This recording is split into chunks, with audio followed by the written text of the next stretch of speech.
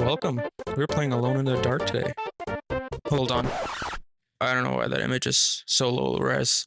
Wait, let me find a better one. There. Better. Okay, so, as I was saying, we're playing Alone in the Dark today. FYI, I've never played the original, so, yeah.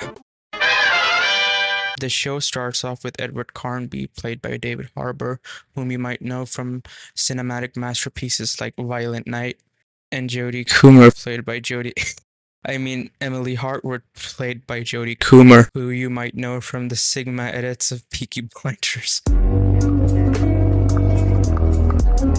This is the worst thing I've ever seen in my life! So David Carnby is hired by Emily Hartwood to help her uncle, who she claims is possessed. I don't know why you'd hire a detective to solve a possession case, but whatever. And are now heading towards the asylum where he's held up in. So, your uncle. What's wrong with him? He's possessed. As in the devil? Something like that. He says a dark man is following him. You see, it runs in my family. Possession? No, detective. Deteriorating melancholy. Practically every member of the Harwood family is driven mad before they grow old. So Emily and Edward arrive at the asylum, and the doors are locked. So Edward does the obvious thing of waiting for someone, right? This is how I enter my house. What's up, fuckers? Nope, he breaks in, and on his way finds a convenient flashlight, and is that ammunition? Damn, son, where'd you find this? On my way, I also come across this weird rat eye staring at me, so I shoot at it. And I also find this statue staring at me, which I also shoot at. A few times. And there was also this well with something in it that I couldn't quite make out. Anyway, I made my way through the house, passing by a weird tree with some strange noises coming from inside it. Huh? What? Metro Boomin, make it boom. And a creepy basement with a boiler room with a puzzle for some reason. I finally reached the front door and opened the door for Emily, and then get jump scared by this maid that happened to be inside the whole time, like hiding in a closet or something, just waiting to jump scare us. And then we are introduced to these strange characters. This little redhead girl, this blonde one, and a regular looking guy, I guess. Private investigator. Splendid. Before we continue this video, I want to remind you to absolutely smash the subscribe button. Also comment down below what game I should try out next. Enough! All of you, get back to your rooms! She doesn't want to let us in, but we kind of just ignore her and go to his room anyway, where we don't really find anything much except this painting that Carnby stares at for a bit and gets teleported to another dimension, I guess.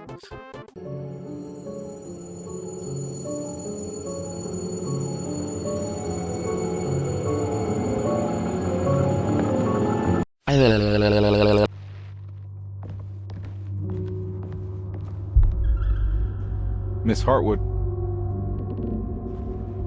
Emily?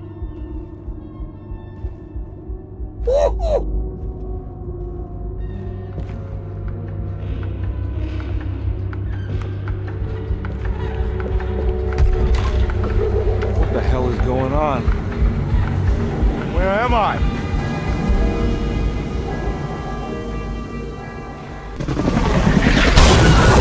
So we make our way downstairs in this weird parallel dimension, killing some weird creature. And we're in some city for some reason instead of the mansion. We find a store with the lights on, and we go inside. We find a guy who says something about him also being in Jeremy's strange world and Jeremy making a deal with the quote-unquote dark man.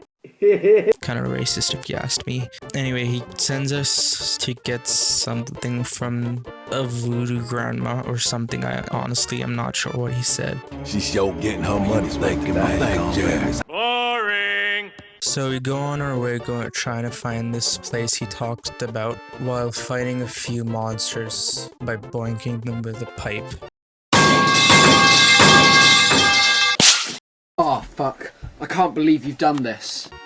Anyway, we make our way to the place he talked about, and we find something called a talisman. What is a talisman? I need to Google that. Anyway, we solve the talisman by spinning it around a bunch, which reveals a couch, which turns out to be the same couch that's next to me, which you think means that I'm in the right room or place. But no, turns out I had to go through this glowing door. So why was I shown this couch instead? I have no idea. So we walk through the door and end up back in the real world. And we finally meet the doctor who runs this madhouse mental hospital. Twitter, whatever you call this place. Enjoying the view carré, detective? We ask him about Jeremy, other than being a complete fucking weirdo and French. He isn't much help. I mean, he does give us alcohol to taste, pretending it's something profound. I don't know, maybe because he's French. After that interaction, we find Emily again, and she doesn't seem to notice any weird things like traveling different dimensions and stuff. In fact, throughout the entire game, she does fuck all. She doesn't figure out a single thing or help us even a little bit. Metro Boomin, make it boom. Edward realizes he read something in Jeremy's journal about a place, and he realizes he has to follow Jeremy to this place he mentions in the book. Anyway, we go through his office's documents. We find a couple patient files and stuff like that. Jeremy's file is missing, and we find a safe that happens to be locked. I spent about 3 hours trying to figure out the code, thinking the patient file has something to do with the code, which turns out to be wrong. Man, I'm gonna break my monitor, I swear! And I give up. I do find a key though, which I go looking for the room that the key opens, which turns out to be this study room or whatever. Hot diggity dog! This place is magnificent. Then I find a case on the wall with a shotgun, which I plan on stealing later on. For now, I try to find which doors open, and I end up being teleported to another dimension again, with the only way out locked with a chain.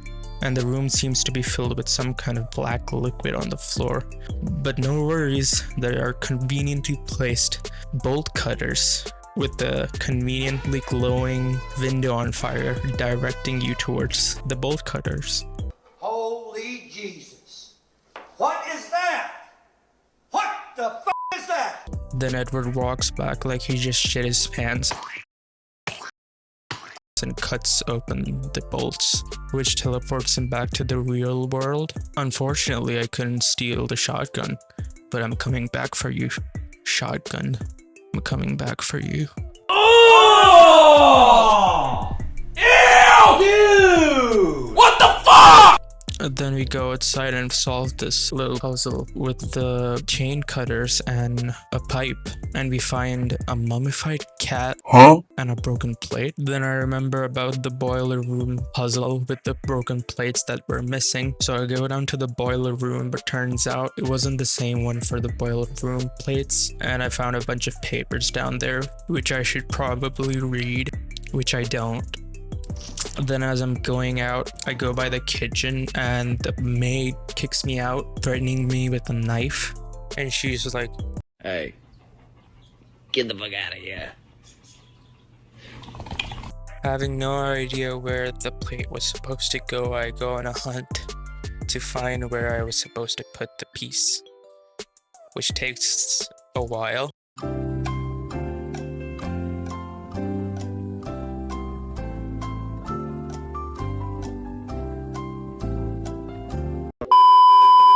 "2,000 years later." Later, I found this clock by these weird statues that look like cowardly alien modern art installation. I open up the clock and put the piece into one of the slots, but turns out I'm missing a piece, so I go to the store beside the clock and a cutscene plays.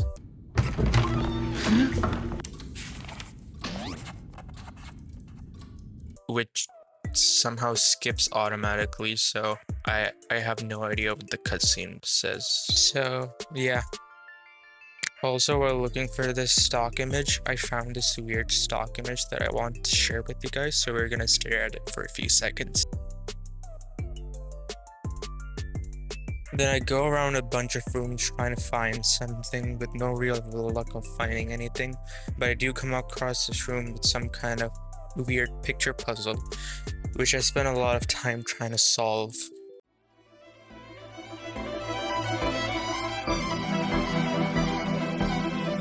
And using my great intellect,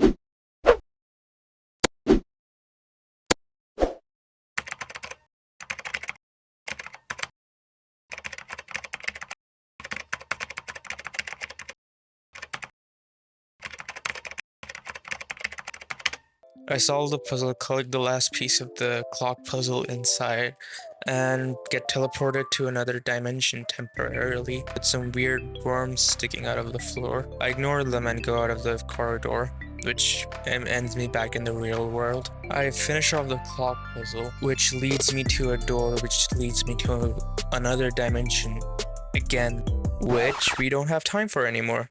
Comment down below what game I should try out next, or if I should continue this game.